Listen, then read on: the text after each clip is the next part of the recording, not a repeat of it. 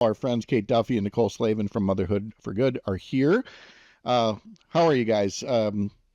Seriously, Nicole, you can go first. You know, it's just kind of one of those things. You just have to take it in and drink your water and sit on the couch and stare into the abyss for a bit. And then more importantly, reach out to your community. Like I will say, the thing that struck me very quickly is how many people reached out to me to ask if I was okay, which I was like so worried about all these other people. So what struck me very quickly is that we care. We have this network, and that's the base that you're going to need for the work that comes next. That really was what a lot of yesterday was about. People reaching out and getting that sense of community and caring. Kate, I hope you had that same positive part of the day. Yeah, I mean, I talked to so many people yesterday, and I think people look to us also, as kind of community leaders to make them feel okay and talk about what's next. And we've built up this like wonderful community at Motherhood for Good. So it was helpful to me even to like, wallow for a little bit, but then really go into the mode of, talking to all these people and, telling them, yeah, it's going to be rough, but we're going to make it through together. And there are things we can do to keep moving forward. And this is how politics is, it swings back and forth. Of course, this time is particularly scary for a number of very valid reasons, but, we're going to keep moving forward. It's never, ever over. Yeah. I think that, I mean, look, this would have been a not fun set of election results anyway.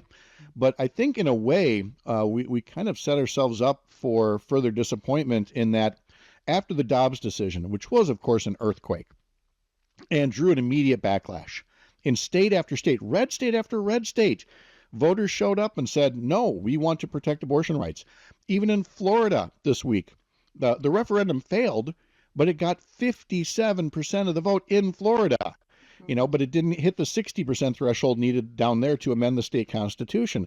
And I think with all those successes, it seemed almost, well, it kind of felt inevitable that it was going to lead to Kamala Harris being in the White House and work on, codifying Roe v. Wade. And without any real setbacks since Dobbs, here's the first one, and it's, Nicole, it's a big one, and it sucks. But Kate's right, the work goes on. It's so true. And I think the biggest call out on all of this is the actual issues. People care about the issue. It's if you strip the political party and the person running for election away from it, generally speaking, most people agree with the policies that the more progressive party is trying to forward. My sister lives in Missouri. She was very happy to see both minimum wage, paid sick time leave, and the abortion proposition be passed. So I think at the issue level, that is where the work needs to be. And what I would encourage everyone is to find something locally, get connected to ground-based level in your community. Because the people that are going to be affected most by what's about to happen with the Trump presidency are the people who are most at risk and will be hit the hardest. So I would just encourage everybody to please get out there and start doing that work. I'm glad you mentioned the Missouri ballot initiatives, though, because one of the things that was making people's heads explode yesterday was that people in these states were voting yes on these very progressive issues, and yet also voting for Trump or voting out two really good Democratic senators in Sherrod Brown in Ohio and John Tester in Montana, even as, again, they were embracing the policies. But so there's definitely something there about the Democratic Party brand that these issues that they hold dear are popular and get passed, but the party itself finds itself, with an image problem. And I talked about that in the last segment, and we'll deal with that another time in terms of the media system that's out there for the right wing, and all the groups that are out there. But you guys are part of the remedy for this, along with Up North News and Civic Media and a whole host of other things. So you're saying, Kate, you're keeping the band together. I have so much to say about this. If yesterday I was sad, this morning I woke up with a fire in my belly. And I want to be careful with my words here because I am going to talk about this, but I want to do it in a way that's effective. But I think the Democratic Party and just like the other, media entities that are aligned with it have a real reckoning in terms of how they're messaging to people and how that messaging is reaching people. Because, yeah, like you said, in a blind taste test, people like Democratic policies. They're struggling with electing the politicians. And, yes, we are a part of that, but we are full on grassroots. And I have to say that means like full on unfunded. And the systems that are set up on the right are not only incredibly well funded and well supported, but they've been building up this infrastructure for more than 10 years. And I think we need to have a real conversation about how to reach and speak with real Americans. I couldn't agree more. We've gone through this with other cycles. Certainly after 2010, for example, was another cycle where we did that. And it's a much more partisan political discussion about the Democratic Party, what it stands for, and that people like some of the positions, they don't like some of the others. They feel like it's gone too far in, oh Lord, I hate this word, wokeness, which, again, for folks who aren't familiar with the show here, and I can't say the whole word on the radio, those folks that like to denigrate the word woke is very simple. Woke means don't be an a-hole to other people. It's that simple. And if you're yelling about wokeness, then you got to look inside. But the point remains, there are people that don't think that some of those things should be as high a priority as, economic issues should be. I don't envy anybody who is a state party chair, because you're going to get all these conflicted messages. Just as people are as mad at Joe Biden as they are mad at the people who they feel pushed Joe Biden out. And we don't know what the right answer is, and we don't care. We're talking here about how we move forward from here. And I think after this week, Kate and Nicole, it's kind of a case, Nicole, of saying, okay, all right, how do we make this productive and forward-looking? And I imagine that's what you and Kate and some of the other folks will be doing as you look to 2025. Yep, you're exactly right. For me, I'll tell you, my day yesterday started with a call at 6 a.m. from my college student who is non-binary, which is a parenting moment there is no playbook for, of how do you tell your kid it's going to be okay when you don't know it's going to be okay. So for me, yeah, you just do the work. You jump in and you make the world safe for the people who need it to be safe. First of all, there's going to be a lot of people affected. And on those issues, we can start that right now. We were already starting it. We're already doing it. So you're exactly right. How do we become more inclusive? Our messaging needs to be more appealing to more people. It can't just be all of the same people. So you're exactly right. We will jump in and start doing that work to get connected. And I do want to add to what I was saying before. I just want to clarify that I think Kamala Harris was an incredible candidate, like yes. Amazing. And I have had the chance to meet her twice, and she's so wonderful and warm and down to earth. And we are devastated that she lost. And even at the state level, there's so many candidates. So the issues I'm like kind of bringing to the surface don't have to do with the candidates. It's about like the consultants and messaging decisions and carefulness behind the scenes. I think, the reason conservatives won is, for better or for worse, they found out how to talk to people like regular people and get on their level. Oh, sure. There's a lot about the lingo. There's a lot about accessibility. There's a particular candidate who lost their race this week that I'm very frustrated with, that they were freewheeling, always willing to engage until, the campaign got serious, and you bring in a manager and consultants, and suddenly it was shut them up and don't do any interviews, don't get any exposure. And, that to me was a huge mistake in what had been a huge race. But we have to go, forward and look at how we can affect change from here.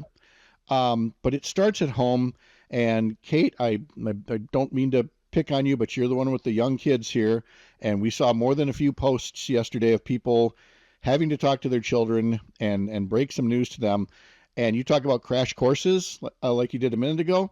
You got that crash, or Nicole, you mentioned crash courses in parenting. It's talking to the little kids and saying and telling the story of, turns out there are setbacks, but that's not the end of the story. And that was a talk I'm sure you didn't want to have, and a whole lot of other moms didn't want to have this week, but this is what you do.